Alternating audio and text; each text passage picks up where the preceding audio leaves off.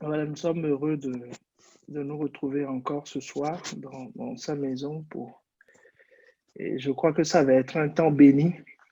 Mais je me réjouis déjà de ce que euh, aujourd'hui je ne serai pas seul, n'est-ce pas? Mais quelqu'un a préparé des questions qu'il va poser et ensemble nous allons pouvoir avancer, n'est-ce pas? Donc, sans plus tarder, nous allons expliquer quelques règles. Donc, il y a des questions qui ont déjà été posées, mais vous avez le droit de poser des questions en ligne maintenant. Vous avez le droit de poser des questions en ligne maintenant. Alors, pour ne pas que ça soit perdu dans le chat, donc voilà, il y a une affiche qui nous est présentée. Donc, il faut utiliser il faut noter question, d'accord? Le mot-clé question, puis après, vous notez votre question dans le chat. Ou vous pouvez lever la main si vous voulez prendre la parole. Donc, ce soir, nous avons la grâce d'être ensemble et c'est Vital qui va animer les choses. On peut garder la diapo affichée. Vital va nous va nous poser des questions qui sont déjà écrites et, et sinon, voilà, utilisez la fonction lever la main sur votre ordinateur ou votre téléphone. D'accord? Voilà. Donc, je pose la question directement dans le chat en notant le mot-clé question, puis chat, ou je procède en utilisant la fonction lever la main. Amen. Voilà comment nous allons procéder. Bon, donc, sans plus tarder, je crois que Vital, il me semble qu'il y a quelques questions.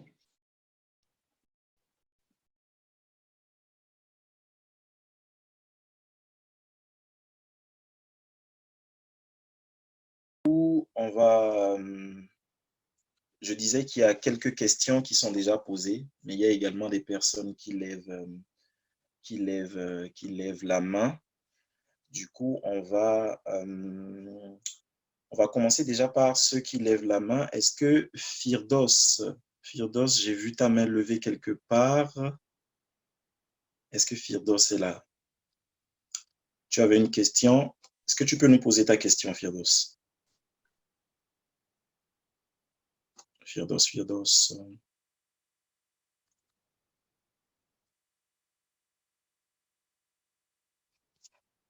Bon, si Firdos n'a pas de question ou si elle reviendra plus tard. Bon, elle dit que c'était un test. Bon, merci Firdos pour le test, ça a marché. Hein.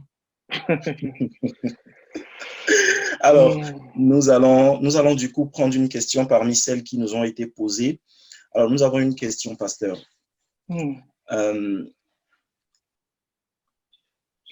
Les temps de méditation en ces temps doivent-ils être seulement sur les études bibliques ou combiner les études bibliques personnelles et celles qu'on reçoit de l'Église? Voilà la question.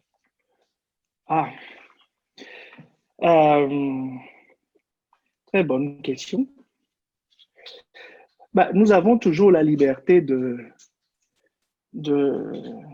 poursuivre nos études personnelles, mais comme vous l'avez remarqué, c'est quelque chose qu'on n'avait jamais fait dans le passé. Ce n'est pas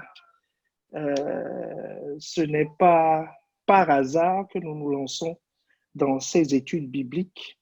Et je crois que ceux qui le font sont richement bénis de ce que, en fait, c'est une façon d'être unis aussi, parce que nous étudions les mêmes choses. Nous étudions tous les mêmes choses pendant ce temps et il y a une logique dans ce que nous sommes en train de faire parce que ça nous amène euh, à comprendre certaines réalités qui étaient liées à la série sur la foi que nous avions commencé depuis le début de l'année, sur laquelle nous revenons de différentes façons. Vous savez, en 1 heure de prédication, en 1 heure 30 de prédication, il y a beaucoup de choses que nous ne pouvons pas aborder. Nous ne pouvons pas aborder. Ces choses, nous sommes en train de les voir au travers des études bibliques, donc de façon indirecte, comme la question de c'est quoi être né de nouveau, c'est quoi être justifié. C'est ce que nous sommes en train d'étudier au travers de l'Épître aux Romains actuellement. La vie de l'Esprit, quel est le rôle du Saint-Esprit dans notre salut, c'est ce que nous allons bientôt voir vers le chapitre 12. Et nous avions aussi vu dans le passé qu'est-ce que c'est que la parole de Christ dont on parle. Donc, c'est une étude guidée, une étude approfondie que nous sommes en train de faire. Je crois que ça ne peut être que bénéfique pour nous parce que c'est comme la parole prophétique dont parle 1 Pierre 2 que nous avions lu. C'est comme une lampe dans les ténèbres pour nous guider d'une certaine façon ces temps-ci. Donc, on ne l'impose à personne, comme vous le savez bien, comme nous avons l'habitude de le faire, mais nous vous le recommandons pour ces raisons-là. Voilà, j'espère avoir répondu à cette question vitale. Bon, gloire à Dieu. Est-ce qu'il y a quelqu'un qui veut bénir le Seigneur, s'il est possible, par ses acclamations là où il est, pour cette réponse inspirée de Dieu? Nous allons passer à une autre question, à présent une question qui concerne les enseignements que le pasteur nous a donnés ces dernières semaines sur la nuit. Alors, on a beaucoup de questions sur ce sujet. La première question qui est posée, c'est: est-ce normal de sentir les effets de la nuit de façon périodique, c'est-à-dire sur une semaine ou sur 2, par exemple? Voilà la question. Ça, c'est des cycles extrêmement courts. Des cycles extrêmement courts. Non, c'est pas normal. C'est pas normal. C'est pas normal parce que ça ressemble plus à des yo-yo dont on parlait. C'est plus des yo-yo. Donc, une inconstance dans la relation que nous avons avec Dieu, plus qu'une saison. Parce que, rappelons-nous, la nuit, c'est Dieu qui l'amène. C'est pas nous. C'est pas nous.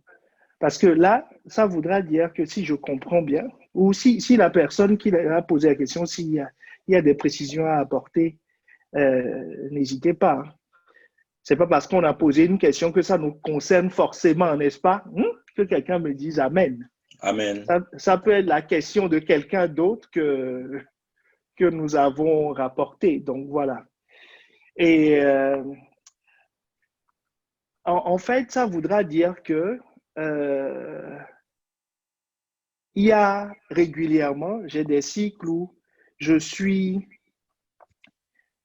sens la peur. Je suis angoissé. Je suis, l'ombre de la mort m'entoure, en fait. Toutes les semaines, ça fait beaucoup. Quand est-ce que j'aurai... Et puis, si vous voyez bien, c'est en termes de proportion, déjà, dans la nuit et le jour naturel, les proportions ne sont pas les mêmes. La nuit, dans le sens temps de repos, hein, je parle de temps de repos. Temps de repos, c'est très important. Temps de repos.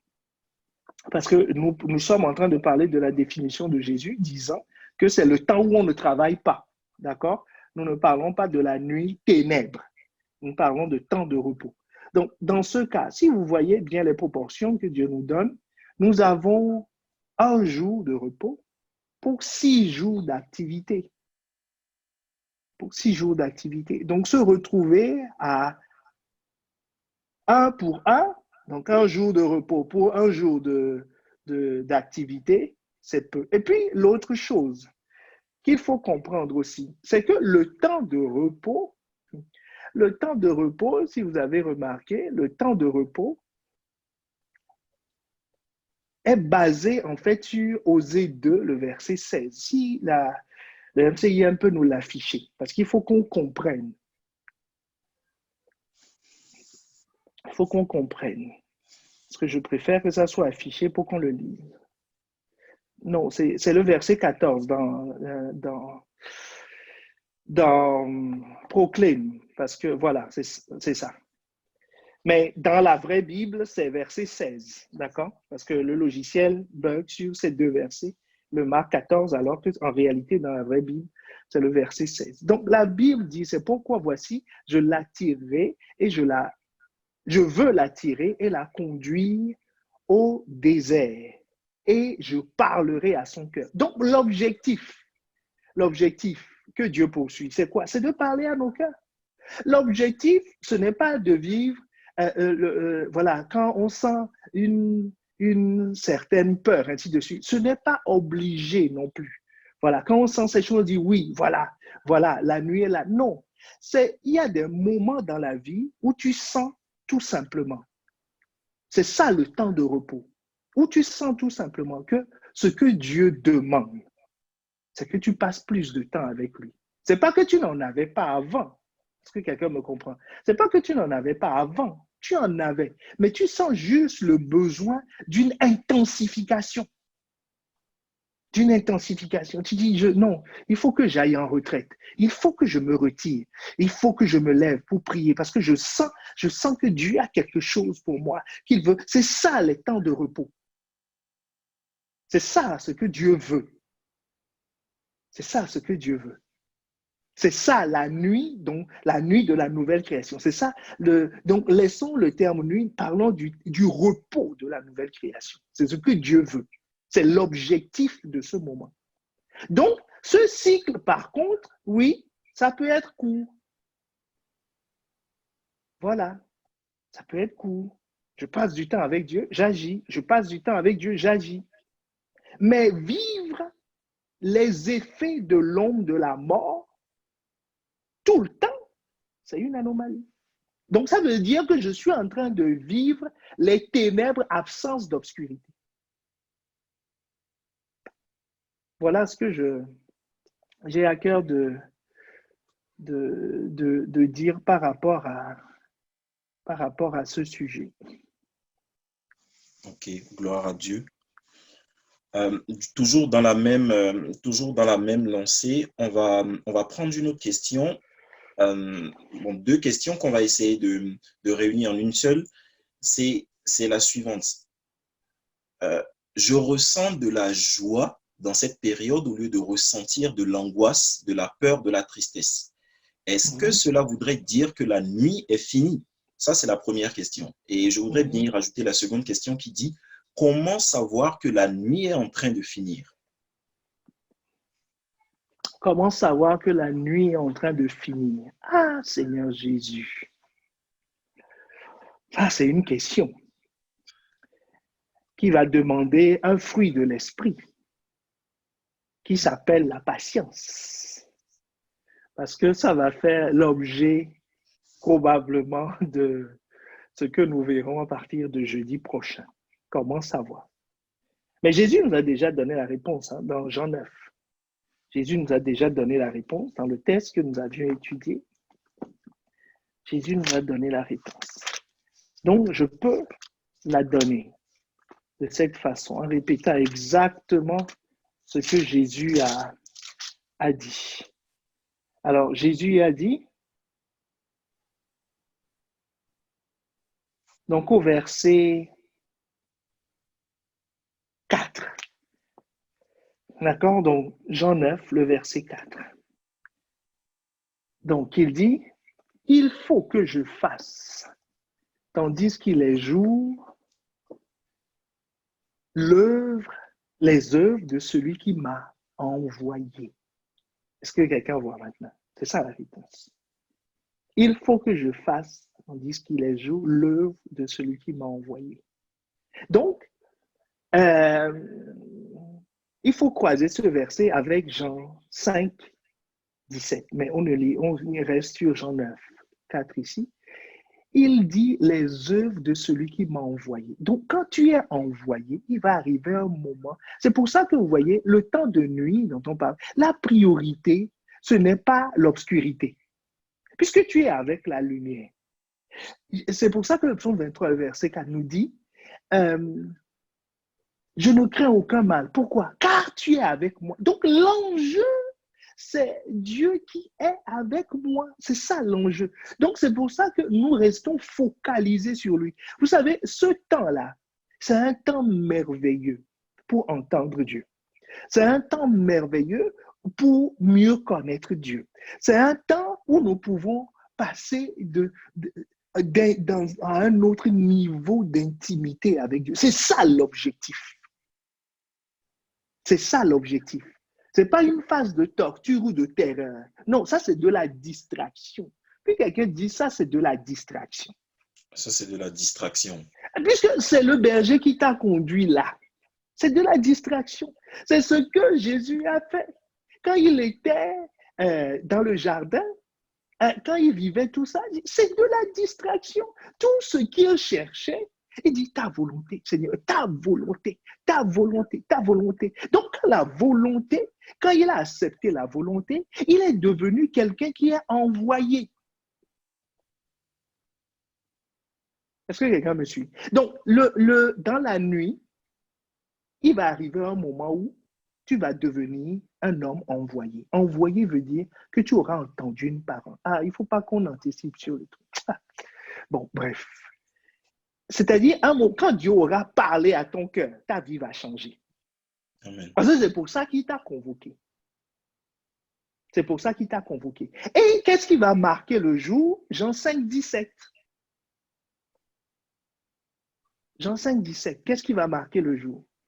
Mon Père agit jusqu'à présent. Moi aussi, j'agis. Ça veut dire littéralement, mon Père travaille. Donc, quand il va se mettre à l'œuvre, c'est le jour. Mais il faut pouvoir le voir. Tu vois, donc pendant la nuit, si tu es distrait par autre chose, par commenter les mouvements de l'ombre de la mort, par commenter ceci, oh, le monde est dur, la vie est ceci, la vie est cela. Si tu passes ton temps à faire ça, si Dieu se lève, il s'en va, est-ce que tu vas le voir? Vous comprenez la clé de l'intimité? C'est la clé. Parce que quand il va se lever, oh, tu dis, écoutez, mon ami, le temps a sonné, je me lève. Je suis, simplement. Simplement. Donc, je crois que j'en ai déjà un peu trop dit. Donc, je vais m'arrêter là par rapport à ce sujet. Alors, la deuxième question, c'est est-ce que la joie, c'est ça? Voilà, exactement. Que celui qui croit être debout prenne garde de ne pas tomber. J'avais donné un exemple dans l'enseignement. Je disais, tu peux prendre une bonne douche, comme quelqu'un va faire tout à l'heure. Tu vas avoir chaud. Sauf que il fait 5 degrés dehors. Donc, la nuit, cette nuit-là, cette période que nous traversons, est une période qui couvre la terre, qui couvre l'île, puisque nous sommes en train de subir les effets. Voilà, qui couvre la France. Donc, il fait 5 degrés dehors. Après une bonne douche, c'est-à-dire moi, je ne sens rien de particulier, on peut sortir dehors en t-shirt. Comme on pouvait sortir, je crois que c'était dimanche où il faisait beau. On sort. Dis, regardez, moi, je ne sens rien.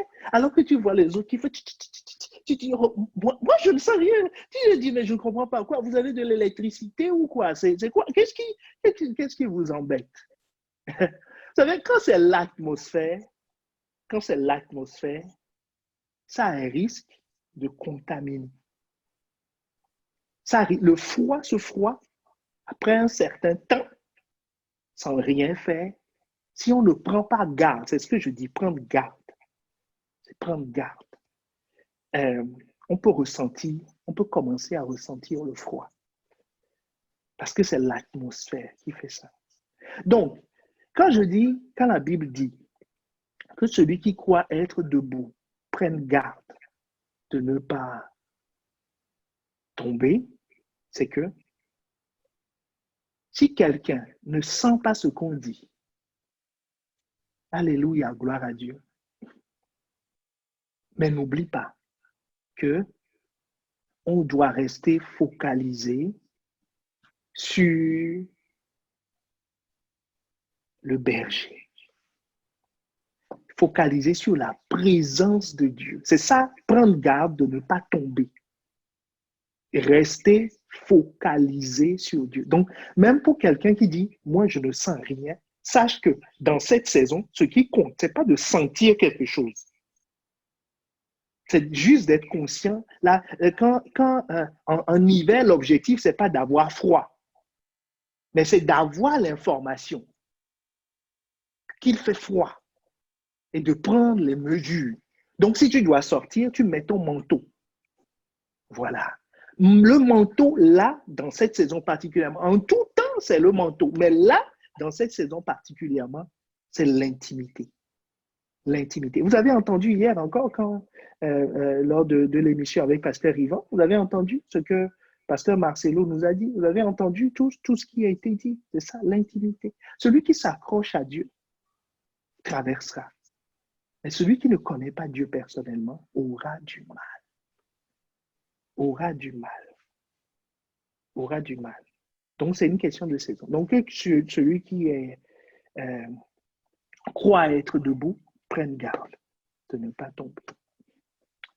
Amen. Amen. Gloire à Dieu, gloire à Dieu. Rendons grâce à Dieu. Rendons grâce à Dieu. J'aimerais rappeler à ceux qui nous ont rejoints qu'ils peuvent poser des questions via le chat. Ils peuvent poser directement leurs questions ou voilà, c'est affiché. Ou simplement lever la main. Lever la main et on leur donnera la parole. Du Il coup, faut nous dire avons une comment on question. lève la main, pas comme ça. Lever la main, voilà, exactement comme Bébel l'a fait. Et justement, nous allons donner la parole à Bébel qui a une question. Alors, Bébel, est-ce que tu peux poser ta question?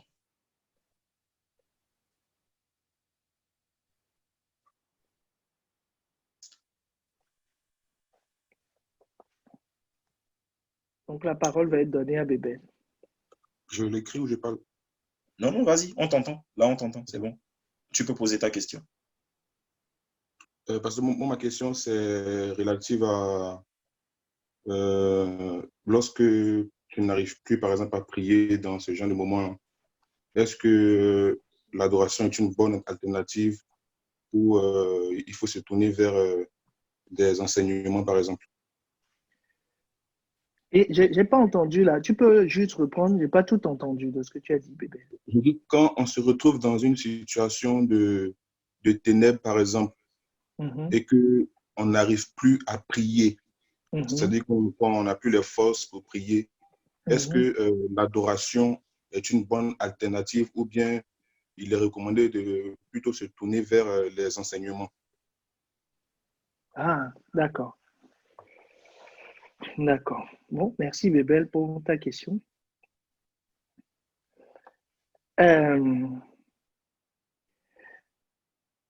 Donc, en termes d'effet, c'est une très bonne question parce que ça nous permet de bien clarifier les choses. Les temps de nuit, quel est l'objectif de Dieu? C'est Osée 2, le verset 16. On va le réafficher. C'est très important de ne pas perdre cet objectif. C'est pourquoi voici, je veux l'attirer et la conduire au désert. Et je parlerai à son cœur. Ce n'est pas un temps d'épreuve. L'objectif, ce n'est pas d'éprouver. L'objectif, c'est de parler à son cœur. On peut enlever le verset. L'objectif, c'est de parler à notre cœur. C'est très important. Très important. Dieu veut parler à notre cœur. Donc, là, les deux attitudes que nous avions vues, c'est quoi? Ne pas se focaliser sur un soi-disant problème. Voilà.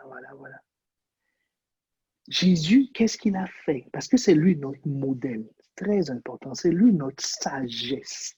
Donc, ce n'est pas notre intuition, ce n'est pas notre bon sens qui va nous aider à sortir de ça. Ce n'est pas le bon sens. Ce n'est pas intuitif.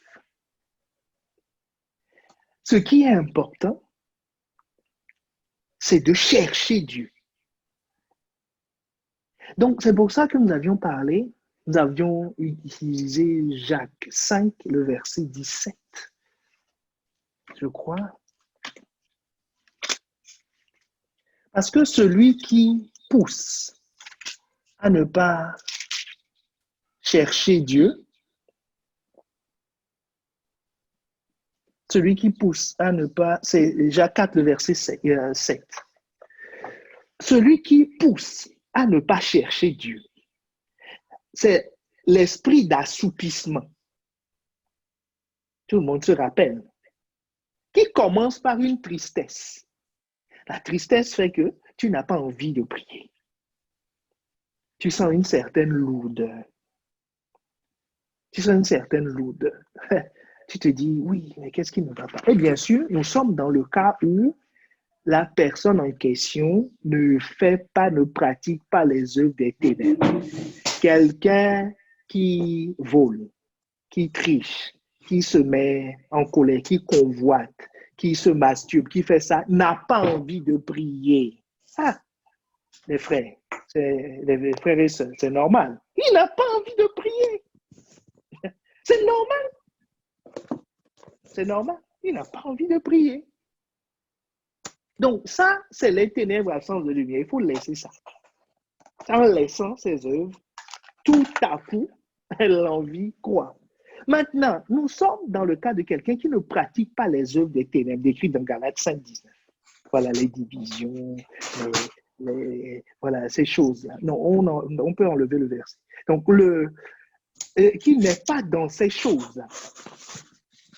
Et qui, maintenant, vit ces choses, comme Jésus, comme les disciples.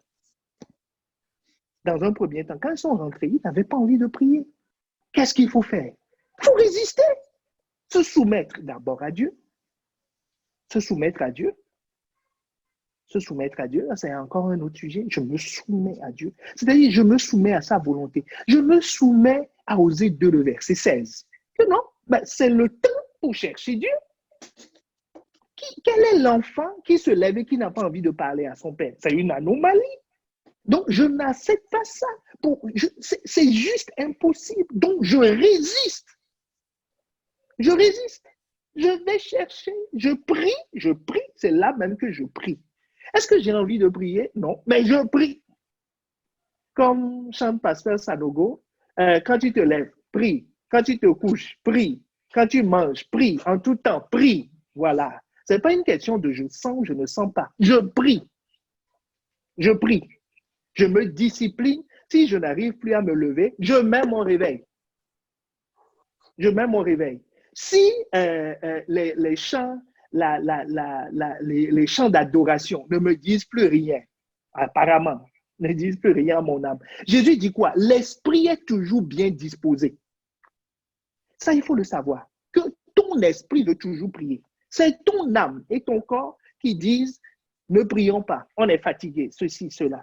Quand je dis tu, je ne parle pas à bébé, je parle à nous tous, compris moi-même. D'accord? Donc, ton esprit est bien disposé. Donc, ton esprit veut jeûner. Ton esprit veut faire des veillées. Ton esprit veut faire des retraits. Ton esprit cherche Dieu. En tout temps. Ça, il faut en être conscient. C'est ce que Jésus expliquait à Pierre. Il dit, ton esprit est toujours bien disposé, mais c'est la chair qui est faible. Donc, c'est la chair, c'est dans la chair qu'il faut résister, se discipliner, dire non, non, je ne peux pas vivre ça. Je ne peux pas vivre ça. Je ne peux pas vivre ça. Et là, maintenant, je cherche la volonté de Dieu. Maintenant, je cherche la volonté de Dieu comment? Je me discipline pour, est-ce que je commence par écouter des enseignements? Non, de toute façon, je n'aurai aucune révélation si je ne suis pas connecté. Donc, je suis toujours le protocole. Le protocole. Le protocole. Entrons dans ces portes avec des louanges, avec reconnaissance. Donc, je me lève, j'entre dans ces portes. Mon âme dit, on n'a pas envie. Mon corps dit, je suis fatigué, dit, taisez-vous, on va rentrer dans ces portes. De toute façon, ce n'est pas vous qui rentrez, c'est mon esprit qui rentre. Donc, nous rentrons. Je cherche Dieu. Donc, Jésus a persévéré dans la prière. Il a persévéré, il a persévéré, il a persévéré, jusqu'à ce que le contact soit établi. C'est ça la clé. C'est ça la clé. C'est ça que les gens ne veulent pas faire. Quand on vit, c'est ça, vivre par l'esprit. C'est ça, être conduit par l'esprit. C'est-à-dire, je ne le sens pas. Non, tu ne vas pas le sentir. Chaque matin, quand je ramène mes enfants à l'école, des fois, je ne le sens pas. Mais je dois les amener. Voilà. Donc, l'esprit est toujours bien disposé. L'esprit de la nouvelle création, toujours bien disposé. Mais l'esprit qui est alourdi par les œuvres des ténèbres n'a pas envie de prier. N'a pas envie de prier. Celui qui pratique les œuvres des ténèbres, il n'a pas envie de prier. Ça ne m'intéresse pas, ça l'ennuie. Mais quand il est avec ceux de la même famille, voilà, là tout à coup, s'il était fatigué avant, il y a une force qui lui vient. Comme un ange est venu fortifier Jésus là, il y a quelqu'un qui vient le fortifier lui aussi. Tout à coup, les forces lui viennent. Il se lève et il agit. Donc rappelons-nous, hein, l'esprit est toujours bien disposé. Je suis le protocole. Et l'objectif, c'est que je cherche Dieu. Je ne me focalise pas sur ces problèmes. Oui, aujourd'hui, je ne sens pas. Non, non, non. Moi, je dois chercher Dieu. Un point, un trait. C'est tout ce que je dois faire. C'est ce que Jésus a fait. Et il a été vainqueur. Donc, c'est lui notre sagesse. Donc, nous devons suivre cette trace. Bébé, je ne sais pas si ça répond à ta question. Il y a des... On l'a vu mettre... Ah, donc c'est bon. Pour Bébel, c'est bon. Il a dit oui, pasteur. Gloire à Dieu. Gloire à Dieu. Alors, on va passer à une autre question. On reste toujours dans la même série. On a encore 2 questions dans la même série. Alors, est-ce que la nuit peut malgré tout continuer même après le confinement? Très bonne question. Très bonne question aussi. Est-ce que la nuit peut continuer après le confinement?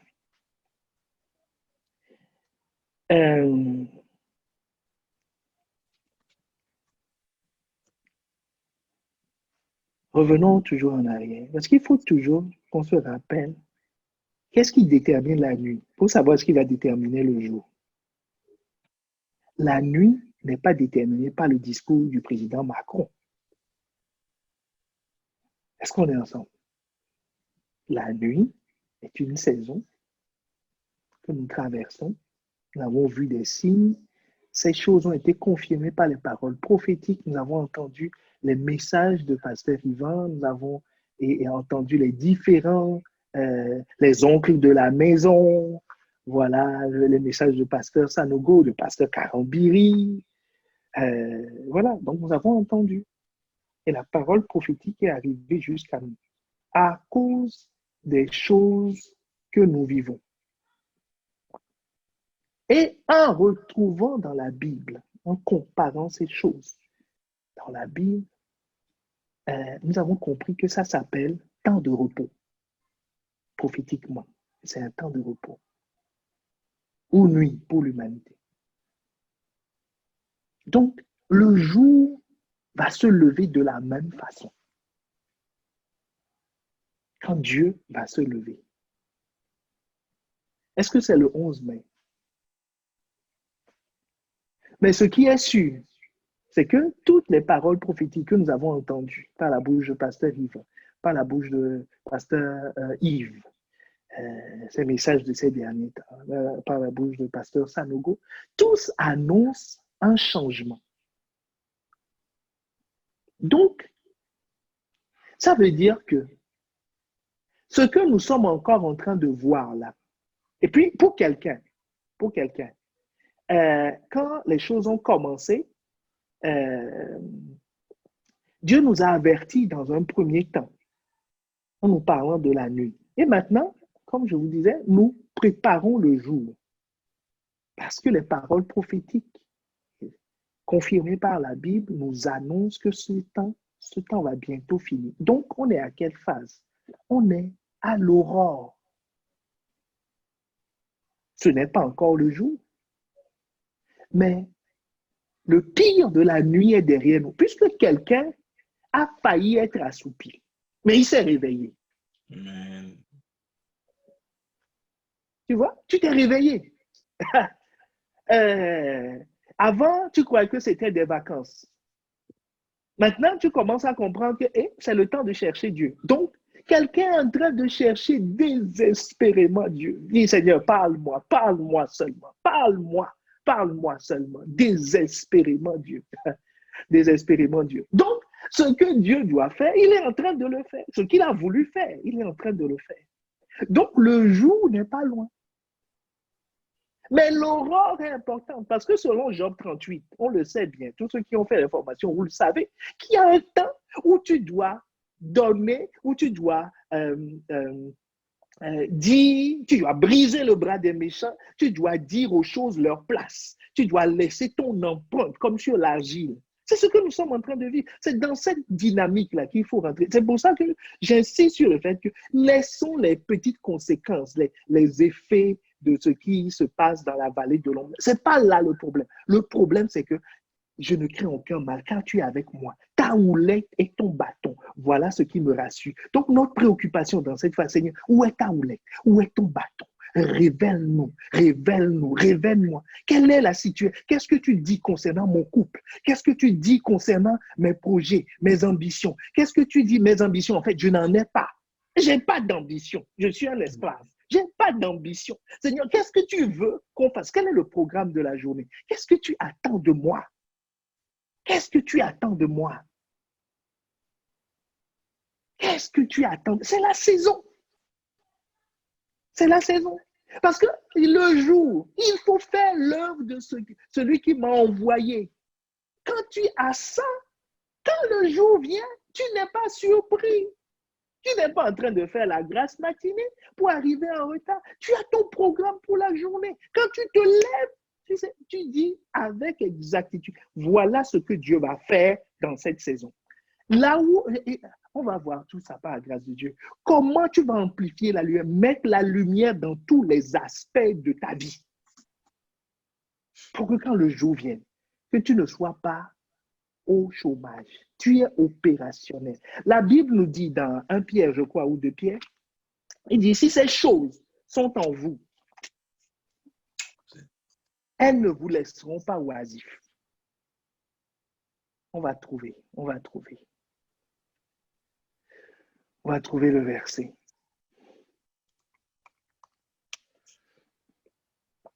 C'est 1 Pierre 1,8. 1 Pierre 1,8.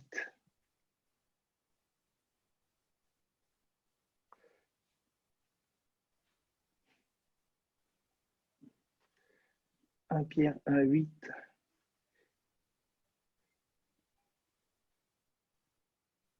Le début, je vais lire à partir du verset 1. Il dit, Simon Pierre, serviteur et apôtre de Jésus-Christ, à ceux qui ont reçu en part une foi du même prix que la nôtre.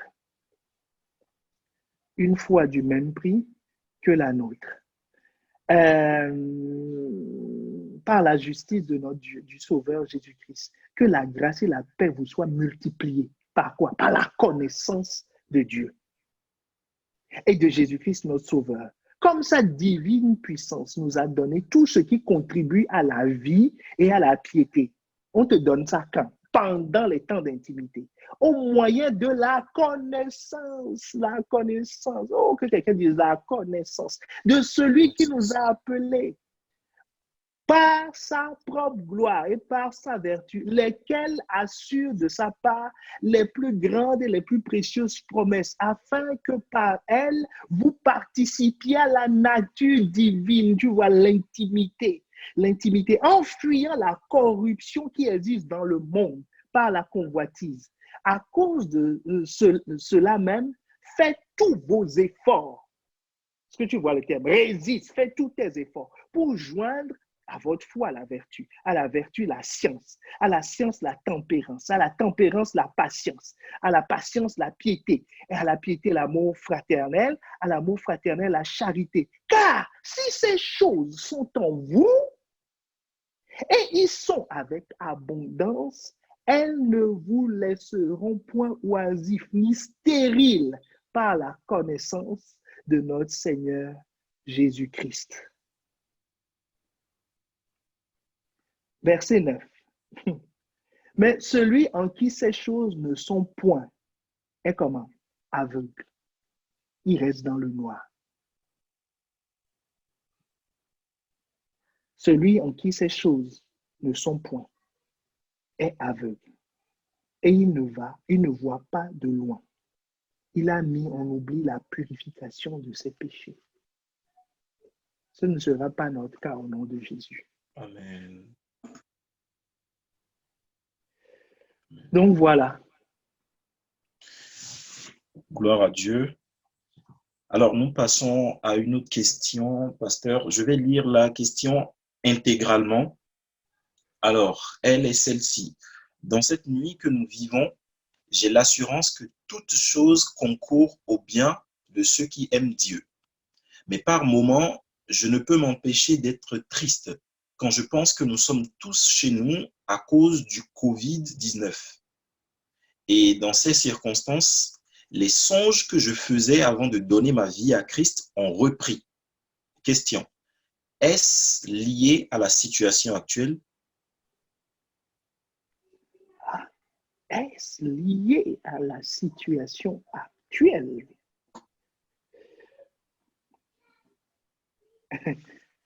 Bien sûr. Mais est-ce que c'est l'attendu? Osée 2, verset 16. Osée 2, verset 16. Dieu veut parler à nos cœurs. Là, c'est une description, si je comprends bien, d'une résurgence de la peur, des terreurs nocturnes, anciennes, qui sont revenues. Donc, d'une recrudescence non contrôlée des effets de l'ombre de la mort. Or, ce n'est pas l'objectif. Ce n'est pas l'objectif. Donc, ne nous laissons pas distraire. Ça, c'est de la distraction. Il faut se lever. Dis, mais quel chemin je prends là? Dieu veut me parler. Dieu veut me parler. Et des choses avant Christ. Alors que je suis à l'heure de Christ. Ah non. Là, il faut être fâché. Il faut être fâché. Très, très fâché. Dangereusement fâché. Dangereusement fâché. Il dit, ah ben non, c'est pas possible. C'est pas possible. C'est pas la saison. C'est pas le temps. Moi, en tout temps, je suis un intime de Dieu. Soit on est dans les verts pâturages. Hein? On gambaille là-bas. On s'amuse là-bas. Ou, il dit, mon petit, on va traverser une vallée. Mais garde l'attention sur moi. Hein? Regarde-moi. Ne regarde rien. Tu vas voir, il y aura quelques distractions. quelques esprits impurs qui viendront te tenter comme si tu étais encore de l'autre côté, alors que réellement, tu as abandonné ça. Ce n'est pas que tu fais des allers-retours. Alléluia. Donc, tu as réellement abandonné ça. Et tu dis, c'est quoi le problème? Donc, il dit, petit, garde l'attention sur moi. Fie-toi à mon bâton. Fie-toi à ma houlette. C'est-à-dire, reste sous mon autorité. Et laisse-moi t'appliquer des soins avec mon bâton. Mais il dit, dans tous les cas, mon petit, garde l'attention sur moi. L'attention sur moi. Il dit, c'est moi. C'est moi, la lumière. Ne regarde rien d'autre. Il dit, non, non, il y a du bruit à côté. On dit, garde l'attention sur moi. L'attention sur moi. Je vais vous raconter une histoire pour illustrer ça. L'importance de l'attention sur le repère qu'est Dieu pour nous. Je vous donne un exemple. Bon, bien sûr, tiré un peu de l'aviation. J'ai pris un vol un autre jour, c'est un petit avion. On n'était pas nombreux. J'étais juste derrière le pilote. Quel privilège pour moi. Et c'était un vol de nuit. Mon ami, la nuit, on ne voit absolument rien dehors. Absolument rien. Et on doit atterrir ici à Lille. Et il y avait du vent, il y avait de la pluie et il y avait un brouillard. Mais qu'est-ce que j'observais les pilotes, qu'est-ce qu'ils faisaient? Ils étaient rivés sur leur instrument. C'est ce que Dieu te demande. Il dit, sois rivé sur moi, sur ma loi, sur ma parole. Sur ma parole. Je vais vous donner d'ailleurs un autre témoignage après. Sur ma parole. Ils étaient rivés sur les instruments. Moi, je disais, est-ce qu'on va atterrir? Est-ce que ces gens-là voient même quelque chose? Ah, un coup, ils ont tourné, on est sorti des nuages. Qu'est-ce que je vois? La piste. La piste. Et en moins d'une minute, atterrissage. Donc, eux, ils voyaient dans le noir. C'est moi qui ne voyais rien, mon frère. Eux, ils voyaient dans le noir. Ils avaient quelque chose qu'ils voyaient. Ce que tu vas voir, c'est quoi? C'est la parole de Dieu. Ta parole est une lampe à mes pieds. Quand il n'y a pas de repère, fie-toi, on a vu quelques repères. Fie-toi la parole. C'est ce que dit la parole. Suis attentivement. Le témoignage que je voulais vous parler, moi-même, cette histoire de nuit,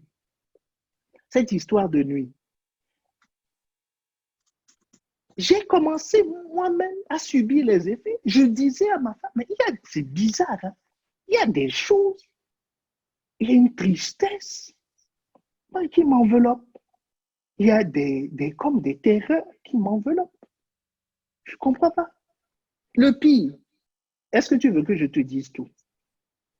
Bon, j'attends les réactions. Si quelqu'un veut que je dise tout. Sinon, je m'arrête là.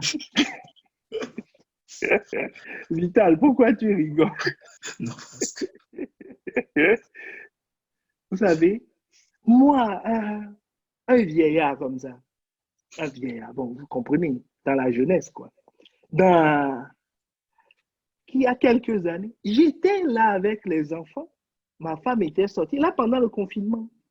La tristesse m'a enveloppé à tel point que c'est comme si j'allais pleurer, tout seul. Je dis, ah non. Est-ce que j'ai cherché le bon sens en disant non, il faut se motiver, C'est ça qui m'a poussé. Je suis allé dans la parole et demandé à Dieu, mais qu'est-ce qui se passe? Rassure-toi, j'ai une vie clean. Alléluia. Amen. Donc, ce n'est pas la pratique des œuvres des ténèbres qui me conduisent là. Et j'ai cherché dans la parole. C'est là où Dieu m'a amené à comprendre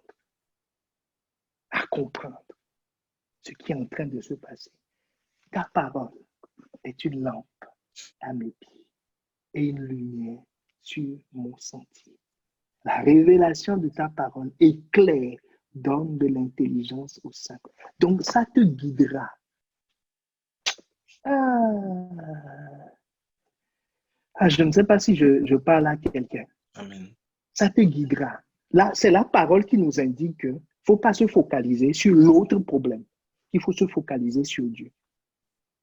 C'est là où, dangereusement, oh, révélation sur révélation. Alléluia. Dimanche matin, il y en a une encore qui est sortie, j'ai dit à ma femme, oh, powerful. Amen. Powerful. Donc, l'objectif, ce n'est pas de subir, de commenter, de tourner autour de l'activité de l'ombre de la mort. C'est de la distraction. Dieu veut parler à ton cœur. C'est ça l'objectif de ce temps. C'est un temps de repos. Un temps de repos. Que quelqu'un me dise là où il est. C'est un temps de repos. C'est un temps de repos.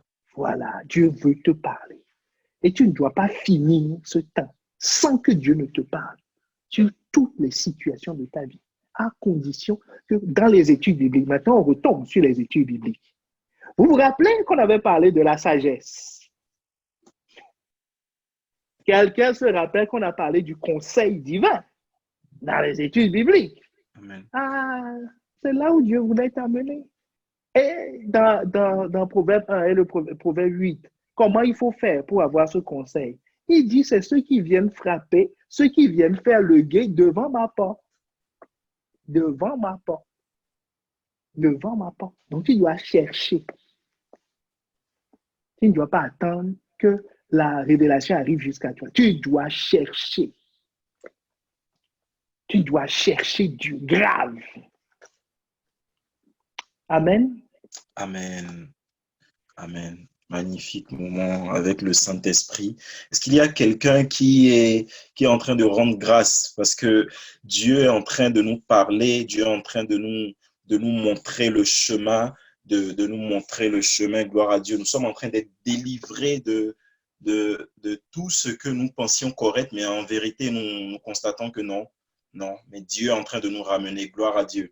Alors, nous avons une question en direct avant de continuer sur les questions qui avaient déjà été posées. Alors, il y a Anna qui a levé la main. Anna, tu as la parole.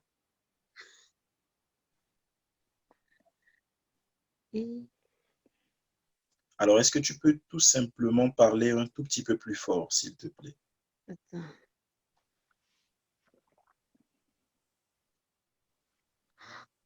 Allô? Oui, là, on t'entend, c'est bon. Oui.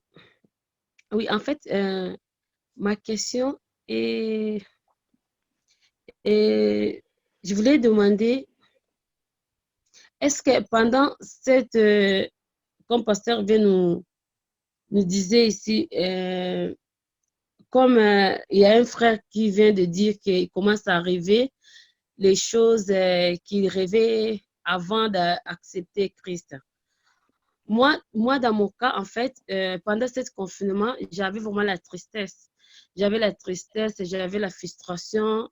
Mais après la première message du pasteur qu'il nous avait donné, m'a beaucoup soulagée et j'ai rendu beaucoup grâce à Dieu. J'ai eu la force, tout cela s'est passé. Ma question est que, est-ce que après ce confinement ou bien après cette période, est-ce que je vais avoir encore ces soucis en moi après avoir sorti de ce confinement? Ou bien je dois continuer toujours de prier? Parce que là, je prie plus par rapport quand je travaille, je ne prie pas comme je prie aujourd'hui. Parce que quand on travaille le matin, on doit sortir et tout, ce n'est pas la même chose. Alors, j'ai un peu peur en moi quand on va retourner les choses à normal. Pour ne pas que je puisse quitter cette vie, parce que qu'est-ce que je dois faire? Donc, qu'est-ce que tu demandes à Dieu? Qu'il maintienne la nuit? Non, non, non, non, non, non, non, non, non, non, non, non, non, non, non, non. Moi, c'est que je voulais savoir comment je dois gérer cette atmosphère de joie, qui ça continue, même pendant la journée, que je puisse avoir cette joie en moi, que je suis en train de traverser. Je suis en train de traverser la nuit, mais après le premier enseignement des pasteurs, m'a ouvert les yeux, en fait. Alors, m'a non, mais ouvert j'ai les compris. yeux. Voilà. J'ai compris. Je te taquine. Et c'est fait exprès. Vous savez, ce que Dieu veut, je le répète, c'est que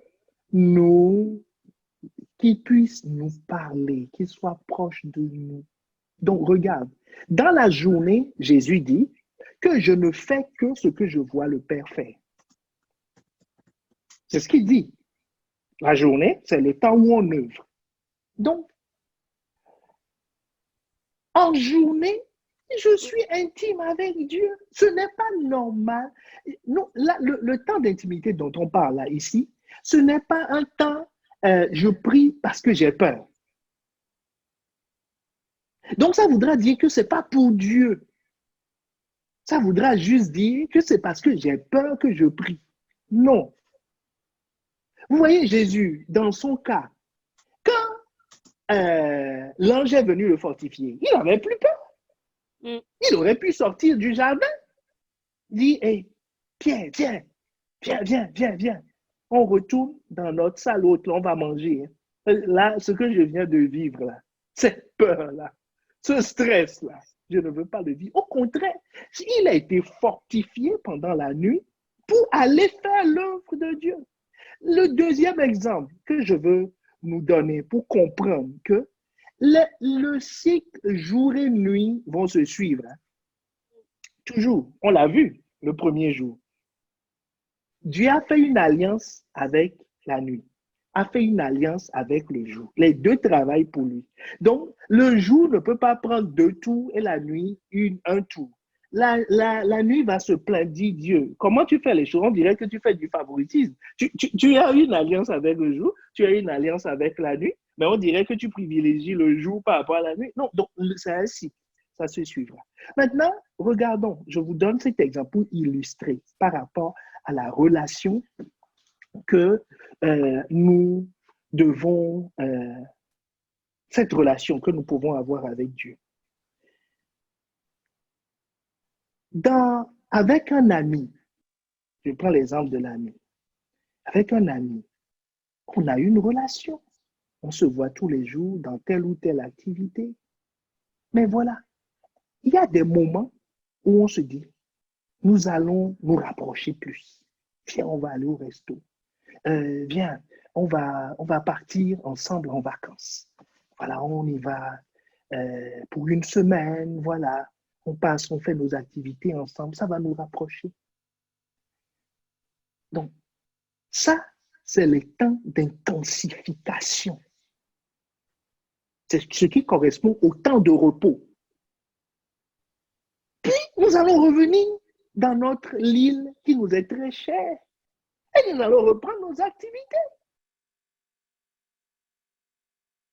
Mais nous allons avoir une relation toujours à un bon niveau, mais qui ne sera pas comme pendant les vacances. Donc, tous les jours, je parle à Dieu. Tous les jours, je lis la parole de Dieu.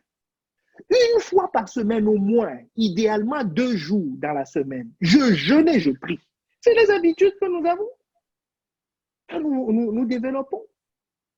Puis, de temps en temps, une fois par mois, comme nous l'avons décidé, pour l'église, là je donne l'exemple de l'église pour que tout le monde comprenne, on a dit on va faire 1 semaine de jeûne ou 3 jours de jeûne. Pourquoi? Parce que nous n'avions pas jeûné la semaine d'avant. Non, nous avions jeûné, mais nous voulons prendre plus de temps. Je peux me dire, je pars en retraite.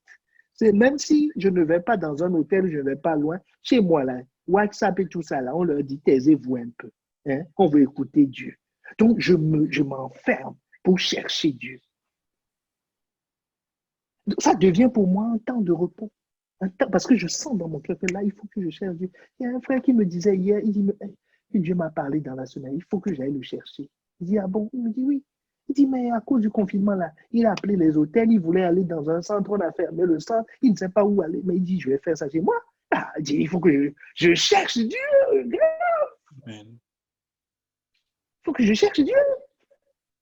Donc, il n'y a pas d'inquiétude à avoir. La relation doit être une relation normale. La relation normale, c'est que je cherche Dieu dans la journée parce que j'ai besoin de lui. Parce que je ne fais que ce qu'il fait. Dans ma journée, je dois faire que... Donc, ça veut dire quoi? Je le vois constamment. Je le vois constamment. Il est devant mes yeux ou moi, je suis devant sa face. C'est mieux. C'est moi qui suis devant sa face. Constamment, constamment, constamment. Et il va arriver un temps, comme des temps comme ceux-ci. Je ne sais pas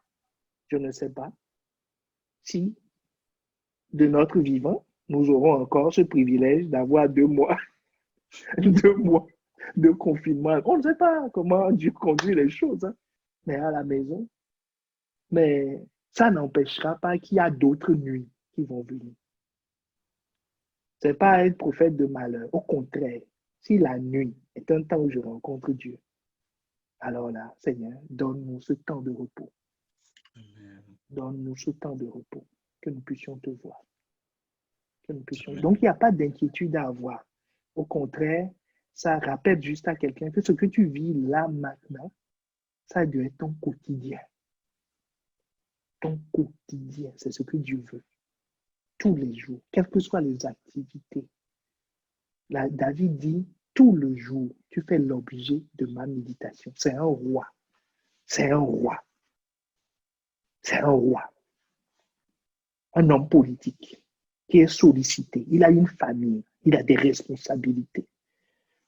Il est chef d'armée. Il dirige l'économie. Mais il dit tout le jour, tout le jour. Ah, tout le jour. C'est trop fort. C'est trop fort. Amen. Amen. Gloire à Dieu. Nous prenons une autre question en direct. Il y a Morel qui a levé la main. Morel, à toi la parole. Bonsoir, Morel qui est confiné à Dunkerque. En fait, moi, ma question, ce serait plus par rapport au discernement. Au discernement, parce que depuis le début du confinement, j'ai eu certains rêves et certains songes, en fait. Et le problème est que j'ai justement discuté avec Vital, en fait, avec Ligan, qui m'a dit que avec Dieu, on ne fait pas on fait pas de la divination, en fait. Et ça m'a vraiment poussé à réfléchir. Et je me suis retrouvé dans une situation où j'ai continué à faire des rêves, à faire des choses, à être dans des situations où je comprenais des choses, mais je ne voulais pas vraiment prêter attention à ça parce que je me dis que ça peut ne pas être ça. Que de la même façon que je peux faire des rêves qui vont être inspirés par la chair ou que le diable va me faire faire des rêves ou je ne sais pas, que ça peut apparaître dans la vie active en fait. Et à chaque fois, j'en ai parlé avec des amis aussi et à chaque fois la même chose revenait. Il faut que tu aies le discernement. Mais justement, je ne sais pas si ça va venir en demandant à Dieu par la prière ou si je dois faire vraiment quelque chose de spécifique ou si c'est par la parole, en fait, en m'appuyant sur un verset ou je ne sais pas. Je sais pas, en fait. Donc, c'est un peu ça ma question. D'accord. Merci, Morel, pour ta question.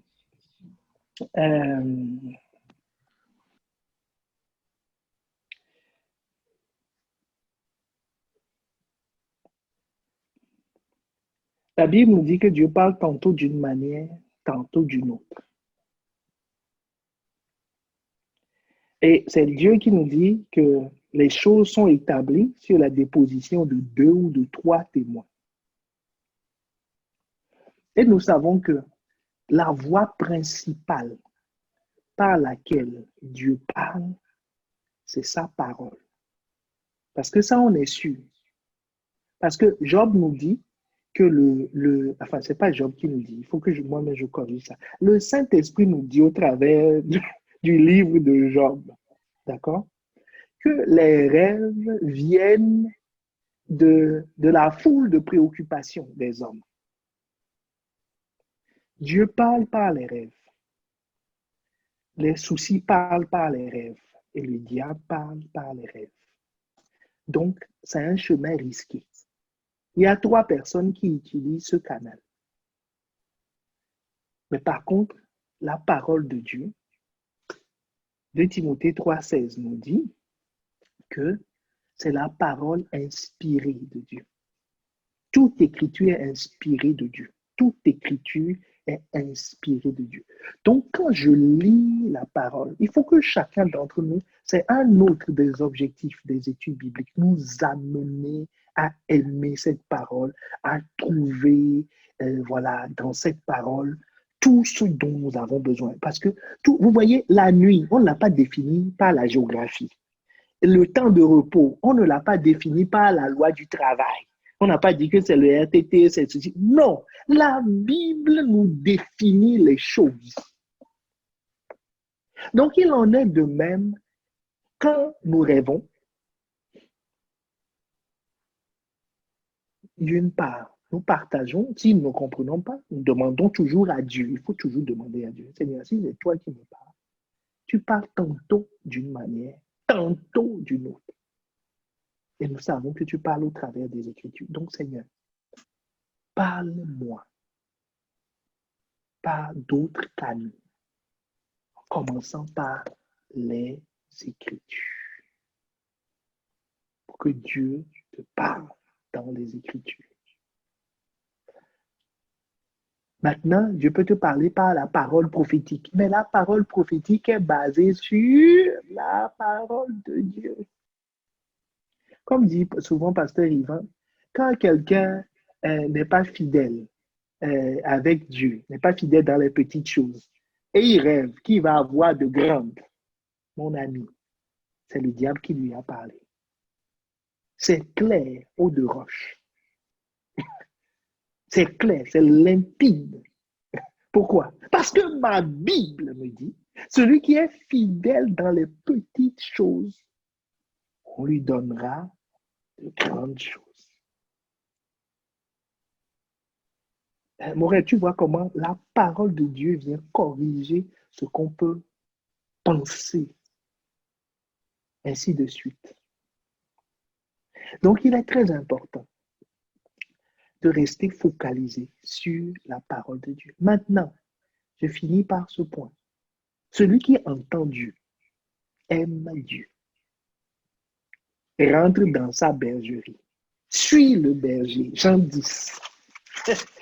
La voix de Dieu fait toutes choses. La voix de Dieu fait toutes choses. Il dit, verset 3,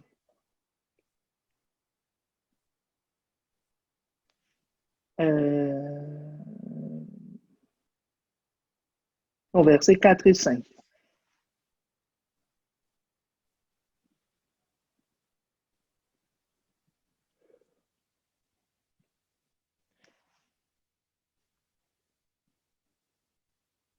Le verset 5 nous dit, « Elles ne suivront point un étranger, mais ils fuiront loin de lui, parce qu'ils ne connaissent pas la voix des étrangers. » Verset 4 nous dit, « Lorsqu'il a fait sortir toutes les... » Non, on va commencer à partir du verset 3 pour faire ça. Le portier, je vais lire, le portier lui ouvre et les brebis entendent sa voix. Il appelle par leur nom les brebis qui lui appartiennent et il les conduit dehors. Donc, ça veut dire quoi? Quand j'entends la voix de Dieu, je suis Dieu. Donc, le signe que quelqu'un est en train d'entendre la voix de Dieu, c'est que cette relation-là dont on parle, il est de plus en plus sous l'autorité de Dieu, il est de plus en plus sous le bâton de Dieu, c'est-à-dire Dieu lui apporte des soins, son mauvais caractère change, les désirs bizarres qui sont en lui s'en vont, il est transformé en la même image, l'image que Dieu lui montre.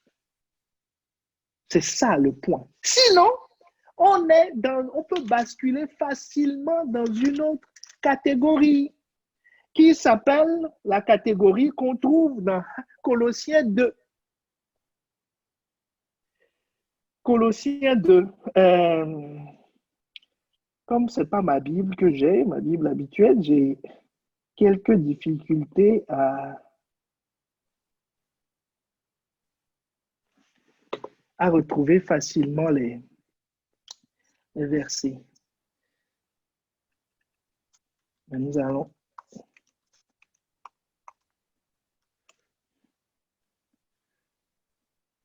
voilà, Colossiens 2, à partir du c'est dans la version parole vivante que c'est bien clair. Colossiens 2 à partir du verset 18. À partir du verset 18.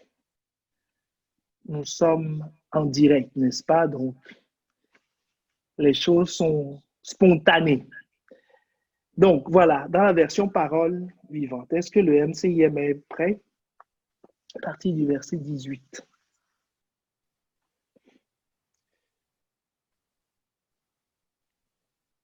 Donc, la Bible nous dit que personne ne vous méprise, donc ne vous laissez pas condamner, ravir la palme qui doit couronner votre course par ces gens qui sont les humbles et voudraient vous entraîner dans leur culte des anges. C'est-à-dire une catégorie de personnes tout le temps, Dieu m'a dit, Dieu m'a dit, Dieu m'a dit, Dieu m'a dit, Dieu m'a dit. Mais la suite va te donner la description. Ils se rendent intéressants par des visions illuminées auxquelles ils donnent toute leur attention. Vous voyez, toute leur attention. Leur attention n'est pas fixée sur Dieu, sur l'auteur. Leur attention est fixée. Voilà, Morel, ta question est très intéressante parce que ça nous aide à clarifier tous ces points parce que voilà, ça aidera, je pense, beaucoup de personnes. Donc, tu as très bien fait de poser la question. Il dit, auxquels ils donnent toute leur attention. Après cela, ce sont de pauvres orgueilleux, ridiculement enflés par leurs pensées toutes humaines. C'est-à-dire le discours semble très spirituel, la vie est tout à fait humaine. Verset 19. Ils omettent de s'attacher au chef, à la tête du corps. Ils ne sont soumis à personne. Dieu m'a dit, donc voilà, je dois faire. Je sens, voilà. On dit non, mais c'est tel temps. Non, non, non, moi le Saint-Esprit m'a parlé. Je sens monter dans mon cœur. Ils ne sont pas attachés au chef. Ils ne sont pas attachés à Jésus. Ils ont déjà oublié Jésus lui-même. Et il continue. C'est la tête qui coordonne tous les mouvements du corps par les nerfs et les muscles. Ainsi, chaque partie reçoit la force nécessaire à sa croissance jusqu'à ce que l'ensemble soit parvenu à la stature fixée par la volonté de Dieu.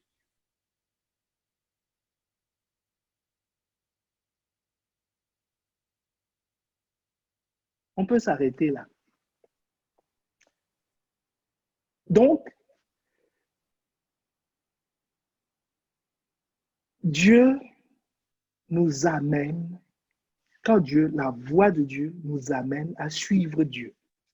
C'est ce que nous avions vu dans Jean 10. La voix de Dieu nous amène à, selon Colossiens 2, 19, la voix de Dieu nous amène à être soumis. La voix de Dieu nous amène à prendre la place qui est la nôtre dans le corps. C'est-à-dire ce que je fais, ce que je vis, mon activité doit être complémentaire de l'ensemble et non ne doit m'amener à être un électron libre. Est-ce que c'est clair? Amen.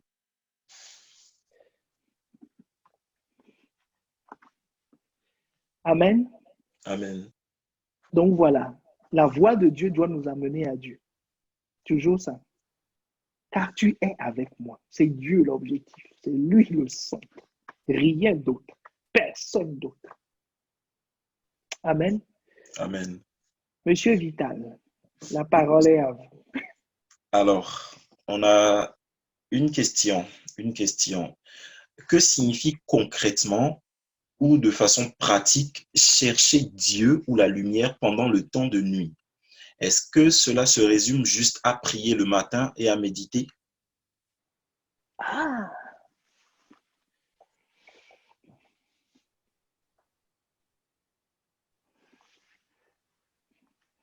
Très, très intéressant aussi comme question. Ça, je vais commencer par expliquer d'abord une chose. Il faut distinguer des activités. Hein? Comment le dire? Nous parlons d'une relation avec Dieu. Ce n'est pas une activité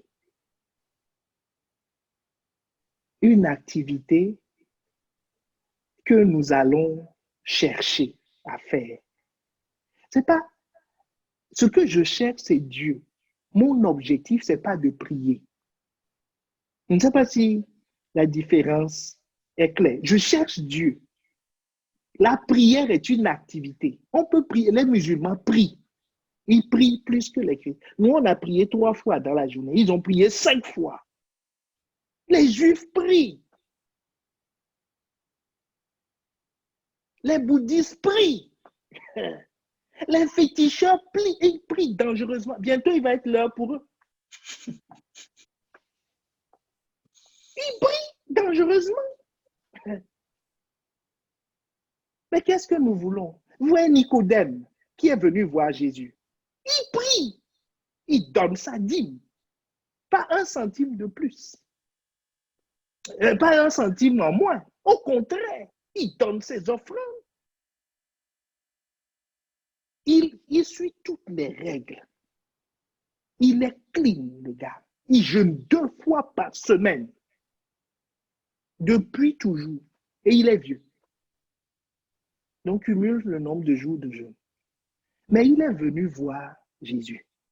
Ce jour-là, il a compris qu'il n'a pas de relation avec Dieu. Est-ce que quelqu'un me suit? Il découvre qu'il n'a pas de relation avec Dieu. Donc, on peut prier sans avoir de relation avec Dieu. On peut chanter sans avoir de relation avec Dieu. On peut servir à l'église sans avoir de relation avec Dieu. On peut faire des miracles sans avoir de relation avec Dieu. Parce que Dieu dit quoi? Je ne les connais pas. Il dit à ces gens-là, il y a certaines catégories de personnes, je ne vous connais pas. C'est pour ça que nous avions dit que Dieu est lumière.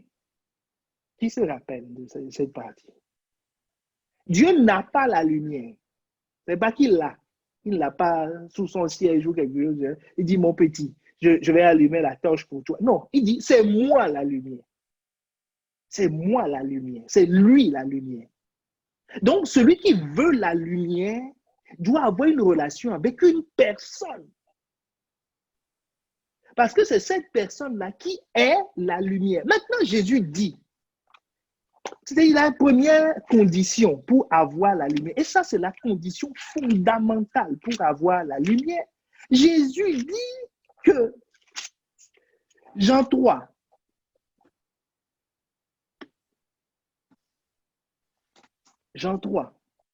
donc si Dieu est la lumière, et si Dieu est le royaume, le roi est le royaume, formation 101. Et là où le roi est, là est le royaume. Donc, si Jésus dit maintenant à Nicodème, tu vois ce gars qui est clean, qui jeûne, qui prie, qui médite, il connaît très bien la parole de Dieu. Pierre, Jean et Jacques, c'est des illettrés à côté de lui. Donc, il dit, en vérité, Jean 3, le verset 3, je te le dis, si un homme ne naît de nouveau, il ne peut voir le royaume de Dieu. C'est-à-dire, il est aveugle par rapport au royaume. Il est perdu par rapport au royaume. Il ne perçoit pas la lumière, il ne peut voir. Donc, il ne perçoit pas la lumière. Donc, c'est pour ça que nous avions insisté sur le fait que, avant de se lancer dans des activités d'amplification de la lumière, parce qu'il y a plein de sources de lumière hein, dont on n'a pas parlé encore. On n'a parlé que de la parole prophétique. On a parlé aussi de la parole de Dieu. Mais toutes ces choses-là, Jésus dit, si quelqu'un ne naît de nouveau, il ne peut voir le royaume de Dieu. Il ne peut voir le royaume de Dieu. C'est juste une impossibilité. Maintenant, il peut prier, il peut jeûner, il peut proclamer, il peut sauter, il peut faire ce qu'il veut, il peut servir à l'église, il peut être à côté du pasteur, il peut faire tout ce qu'il veut. Il ne peut voir le royaume de Dieu. Donc, bien-aimé, la première clé pour chercher la lumière, c'est être mis de nouveau.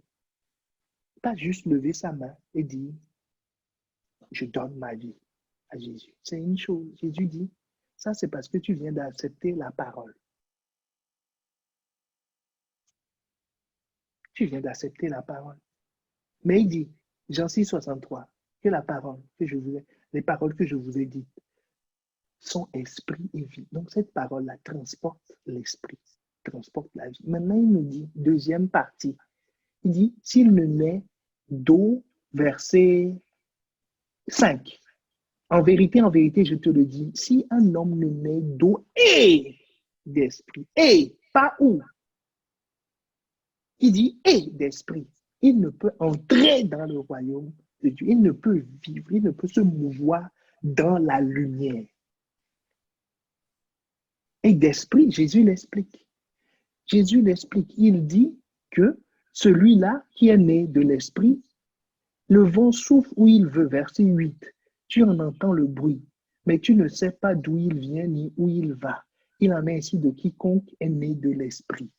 C'est-à-dire celui-là, il renonce à sa volonté.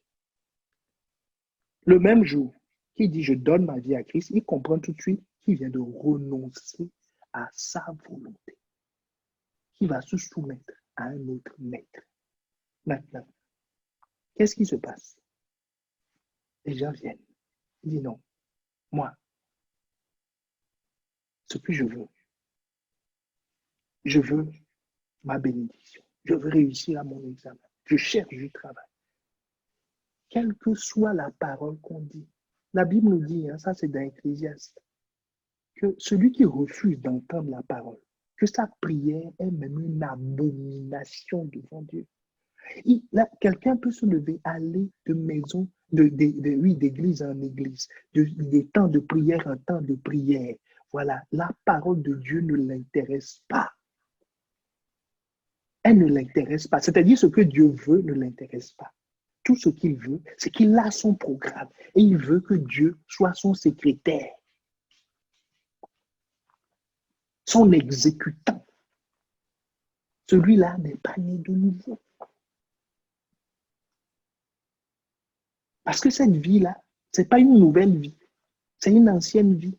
Parce que son collègue qui le voit dit, mais regarde, c'est ma vie ça. Et toi, tu as une vie nouvelle? Non, c'est ma vie. Est-ce que quelqu'un me suit? Il n'est pas né de nouveau. Il n'est pas soumis à la volonté de Dieu. Ça ne le préoccupe pas de faire ce que Dieu veut. Dieu veut le rencontrer le matin. Il dit non, je suis fatigué, Dieu. Tout le temps, c'est comme ça. Je ne dis pas une fois en passant. Tout le temps, c'est comme ça. Quand il se lève, mon mariage, mon travail, ma percée, mon ceci, ouais, non. Non. Il n'est sous le commandement de personne. Il est libre. Donc, celui-là, Jésus dit qu'il ne peut pas entrer.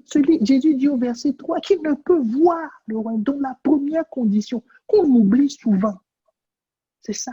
Maintenant, quand tu es né de nouveau, tu es dans une famille. Et c'est normal d'avoir une relation avec papa. C'est normal de mieux connaître. Tout le reste, là, la prière et le jeûne prennent maintenant un sens. Ça prend un sens. La méditation n'est pas une activité, c'est ma vie. C'est comme si on se posait la question, est-ce que je dois parler à mon père? Est-ce que je dois chercher à connaître son père? Qui s'est déjà posé cette question? En se levant, le matin, il se lève, il est triste, il a la tête comme ça. On dit, tu penses à quoi? Il dit, je réfléchis. J'ai une question existentielle. Ça me tracasse. On dit, dis toujours. Dis, c'est quoi ta question? Dis, est-ce que je dois parler à mon père? Il dit, ah bon? C'est ça que tu te poses comme question? Tu dois parler à ton père. Et, autrement dit, pour le chrétien, dois-je prier? Il dit, ah bon? C'est ça la question. Ou un autre matin, il se lève encore. Il dit, je me pose vraiment la question. J'ai 2 frères et sœurs. Je me demande si je dois jouer avec eux. Si je dois passer du temps avec eux, on dit, mon fils, c'est encore la question que tu te poses. Ça veut dire quoi? Dois-je aller à l'église? Ou je cherche Dieu? Mais c'est la famille de Dieu. C'est la famille de Dieu. C'est évident. Ou il se lève le matin. On dit, c'est quoi? Il s'assoit tout seul dans son coin. Il dit, c'est quoi ton problème? Il dit, je me demande si je dois manger. Il dit, oh mon petit. Vous savez, le 3e jour, maman va dire, viens, on va aller à l'hôpital. Tu es malade. Il y a un problème.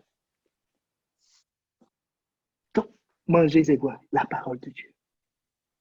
Et l'homme ne vivra pas de pain seulement, mais de toute parole qui sort. C'est des questions. Quand on est enfant, on ne se pose pas. Quand on est enfant, on ne se pose pas. Mais par contre, les cousins se posent la question.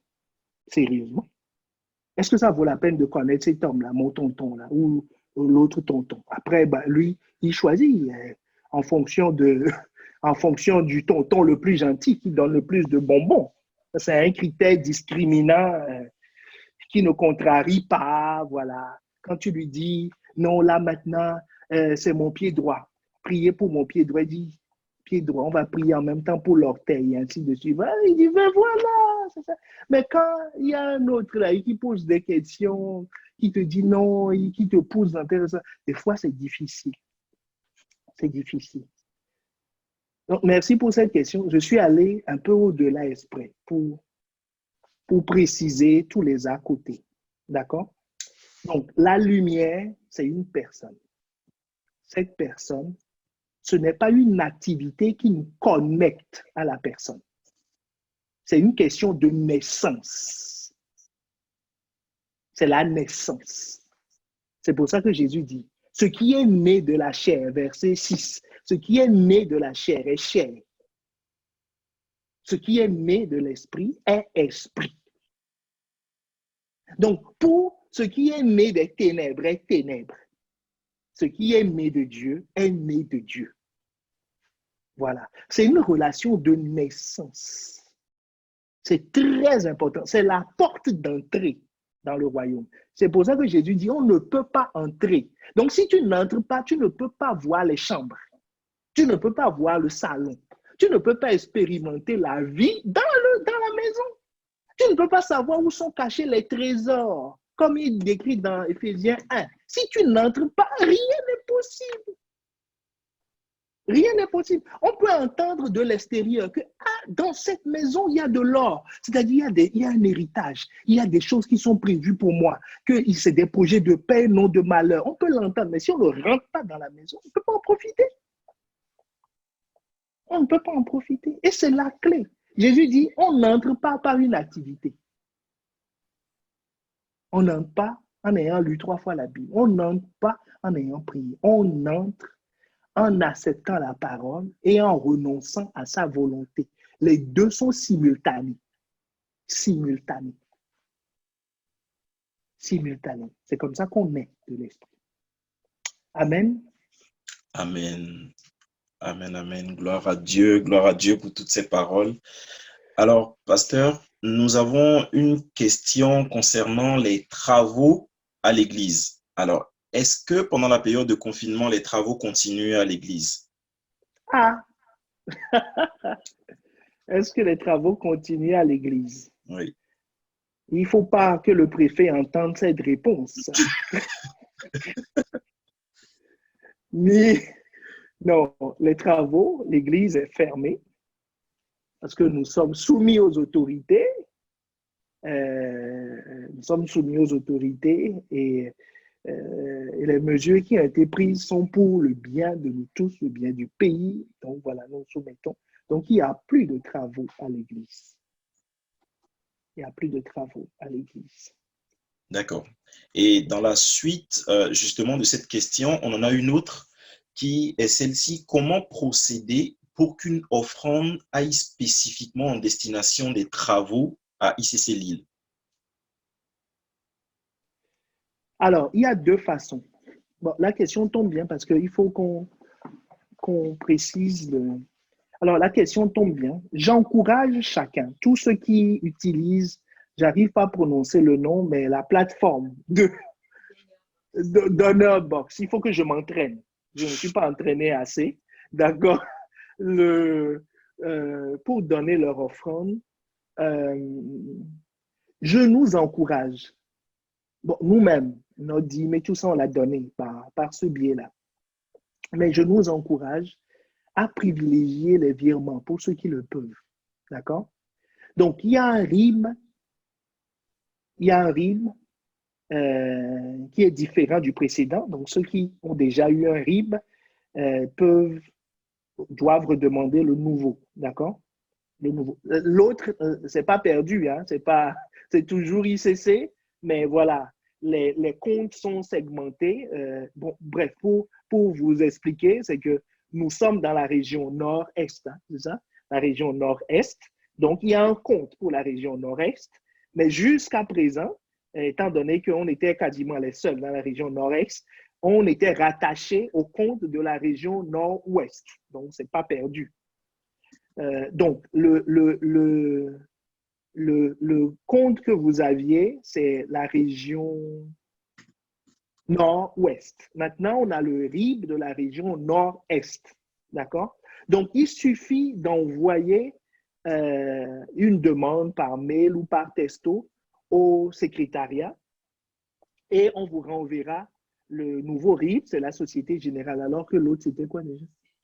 Ah, c'est toujours la Société Générale. Voilà. Donc, on vous renverra le nouveau RIB pour privilégier les virements. D'accord? Pour la comptabilité, c'est plus simple à gérer, d'une part.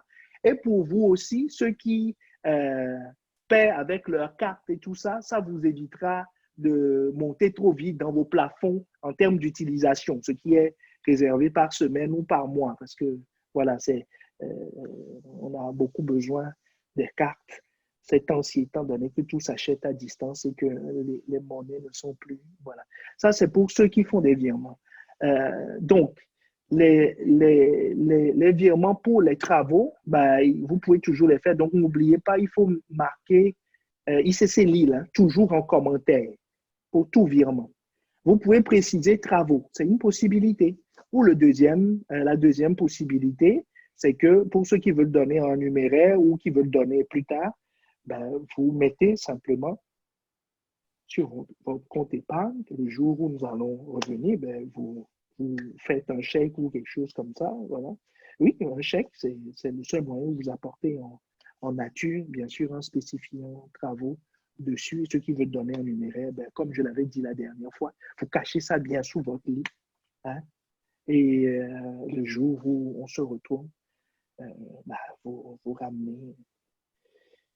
En effet, on avait presque fini les travaux, mais bon, on finira. Ce n'est que partie remise. D'accord? Amen. Amen. Amen, amen. Amen. Je crois que l'heure est avancée, n'est-ce pas, Vital? Oui, l'heure est avancée. Bon, si on peut prendre juste une dernière question, je ne sais pas. Selon... Vital. Ça s'appelle du forcing. Non, bon. Je laisse ça. Ben, pose la question. C'est quelle question? Vas-y. Alors, c'est une question toute simple. Pasteur, pouvez-vous expliquer le terme oncle faisant allusion aux autres pasteurs que j'ai entendu de la bouche du pasteur Yvan et que vous venez d'employer ce soir aussi? Nos oncles. Pasteur Sanogo. Bon, ce terme n'est pas un terme biblique. D'accord? Mais ça veut juste dire, on prend un thème de la vie pour expliquer. C'est-à-dire, c'est des courants parallèles, mais c'est nos partenaires dans le service. Voilà. Donc, c'est pour ça que les pères de ces courants, de ces visions avec lesquelles on chemine, on travaille dans la mission, ce ne sont pas nos pères parce que ce n'est pas le même courant et parce qu'ils n'ont pas mis au monde. Pasteur, enfin, ce n'est pas eux qui ont engendré Pasteur Yvan, la ICC, mais voilà, ils sont dans le même, ils sont dans des missions, des ministères qui sont parallèles aux nôtres. Donc, dans leur ministère, c'est des pères, mais pour nous, comme c'est les cousins, les neveux de notre père, nous les appelons oncles. Est-ce que c'est clair pour tout le monde? Voilà. C'est dommage que je ne vous ai pas, mais j'entends dans la ville. Oui, c'est clair à gauche et à droite. Donc, ça me rassure. Donc, nous sommes... je sens que si je laisse la parole à Vital, il va continuer. Donc, je lui arrache la parole de force. De force. Est-ce que quelqu'un a été béni ce soir? Amen, amen, amen. Gloire à Dieu.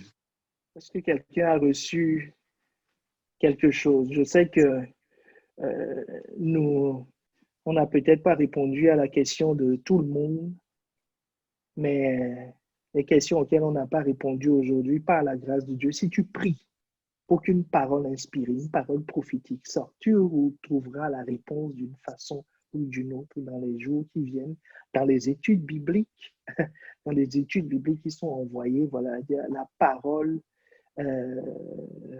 la parole arrivera jusqu'à toi. Dieu répond à la soif.